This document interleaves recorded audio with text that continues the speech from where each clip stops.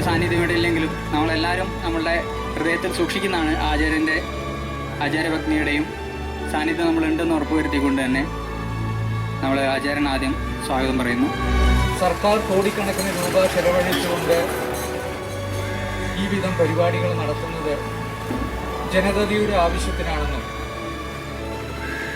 അത് സംരക്ഷിക്കേണ്ട ചുമതല ഓരോ പൗരനുമുണ്ടെന്നും അത് സ്വയം മനസ്സിലാക്കുകയും മറ്റുള്ളവരെ കാണിച്ചു കൊടുക്കുകയും പഠിപ്പിച്ചു കൊടുക്കുകയും ചെയ്യുവാൻ വേണ്ടി മുന്നോട്ടിറങ്ങിയ കാശ്യപാശ്രമത്തിലെ യുവ സാരഥികളെ ഞാൻ ആദ്യമായി ആശംസിക്കട്ടെ. അതുകൊണ്ട് തന്നെ ഞാൻ പറഞ്ഞു, നിങ്ങളെ എല്ലാ ഇതിലും നമ്മുടെ സോഷ്യൽ ഫോറസ്റ്റിയുടെ ഉദ്യോഗസ്ഥന്മാരെല്ലാം അതിൻ്റെ പിന്നിലുണ്ടാവും, നിങ്ങളുടെ എല്ലാ സഹായത്തിനും. അതുപോലെ തന്നെ അടുത്ത സീസണിൽ പ്ലാന്റ് ചെയ്യാൻ എവിടെയാണെന്ന് വെച്ചാൽ നമുക്ക് കണ്ടെത്തി ഒത്തൊരുമയോട് കൂടിയിട്ട് പ്ലാന്റ് ചെയ്ത് നമ്മളെ കോഴിക്കോട് ജില്ലയെ ഹരിതാപമാക്കണം എന്ന് ഞാൻ അവരോട് ആവശ്യപ്പെടുകയും അവരത് ചെയ്യാമെന്നും ഭാവിയിലും നമ്മളെ സഹകരണം ഉറപ്പിക്കാമെന്നും പറഞ്ഞു. യുവതലമുറയുടെ ലക്ഷ്യബോധം, കർത്തവ്യബോധം എന്നിവയെ പറ്റി വളരെ സീരിയസ് ആയി ചർച്ചകൾ നടക്കുന്ന ഒരു കാലഘട്ടത്തിലൂടെയാണ് നമ്മൾ ജീവിച്ചു പോകുന്നത്. ഇപ്പോഴത്തെ യുവതലമുറയ്ക്ക് എന്താണ് ചെയ്യേണ്ടതെന്ന് അറിയില്ല എന്ന് തുടങ്ങിയ അഭിപ്രായങ്ങൾ പല ഭാഗത്തുനിന്ന് ഉയർന്നു വരുന്നു. പക്ഷേ അതിനൊക്കെ വിപരീതമായി അങ്ങനെയല്ല, യുവതലമുറയ്ക്ക് ഇപ്പോഴും എല്ലാ രീതിയിലുള്ള സ്പിരിറ്റും ഉണ്ടെന്ന് തെളിയിക്കുന്ന ഒരു തീരുമാനമാണ് ഇത്തരം ഒരു സംരംഭം. ഭൂമിയിലുള്ള മരങ്ങളെ സംരക്ഷിക്കുകയും കാവുകൾ പോലുള്ള ചെറിയ വനങ്ങളും വലിയ വനങ്ങളും അവയെ സംരക്ഷിക്കുകയും വേണം. കേവലം പ്രസംഗങ്ങൾ കൊണ്ടോ അല്ലെങ്കിൽ നോട്ടീസുകൾ കൊണ്ടോ പ്രകൃതി സംരക്ഷണത്തെക്കുറിച്ച് കുറേ വാക്കുകൾ എഴുതി മറ്റുള്ളവരുടെ മുന്നിൽ കാണിച്ചാൽ പ്രകൃതി സംരക്ഷണമാവില്ല. അപ്പോൾ ഇനി നമുക്ക് വേണ്ടത് പ്രവർത്തനമാണ്, സംരക്ഷണം.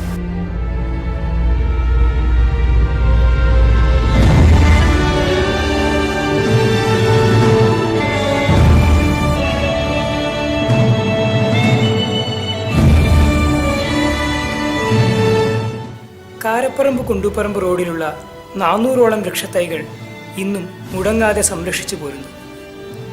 പ്രകൃതി മാതാവിൻ്റെ മക്കളെന്ന നിലയിൽ അത് ഞങ്ങളുടെ കർത്തവ്യമാണെന്ന് ഞങ്ങളിന്ന് തിരിച്ചറിയുന്നു. അത് നിലനിർത്തിക്കൊണ്ട് തന്നെ പരിസ്ഥിതിക്ക് സാന്ത്വനമേകാൻ ഒരു ചുവട് കൂടി വയ്ക്കാനൊരുങ്ങുന്നു. സ്വാഭാവിക വനങ്ങളെ സംരക്ഷിക്കാനായുള്ള ആ ഉദ്യമത്തിന് ഞങ്ങൾ ദയാനന്ദ വന പദ്ധതി എന്ന് പേര് കൊടുത്തു. ദയാനന്ദൻ അദ്ദേഹം ആരാണ്? ആധുനിക ഭാരതത്തെ കെട്ടിപ്പടുക്കുകയും അതിൻ്റെ ധാർമ്മികമായ ഉന്നമനത്തിനും സാംസ്കാരികമായ പുനരുദ്ധാരണത്തിനും ചുക്കാൻ പിടിക്കുകയും ചെയ്ത ഏറ്റവും ശക്തരായ വ്യക്തികളിൽ ഒരാളായിരുന്നു സ്വാമി ദയാനന്ദ സരസ്വതി എന്ന് നേതാജി സുഭാഷ് ചന്ദ്രബോസ് ഒരിക്കൽ പറയുകയുണ്ടായി. സ്വാമി ദയാനന്ദൻ നമുക്കായി അവശേഷിപ്പിച്ച ചിന്താധാരകളിൽ തൊട്ടുകൂടായ്മക്കെതിരെയുള്ള അദ്ദേഹത്തിൻ്റെ ആഹ്വാനം തീർച്ചയായും വിലമതിക്കാനാവാത്തതാണെന്ന് ഗാന്ധിജി പറയുകയുണ്ടായി. ഭാരതം ഭാരതീയർക്ക് എന്ന് ആദ്യമായി പ്രഖ്യാപിച്ചത് സ്വാമി ദയാനന്ദനായിരുന്നു എന്ന് ഓർമ്മിപ്പിച്ചത് ആനി ബെസന്റാണ്.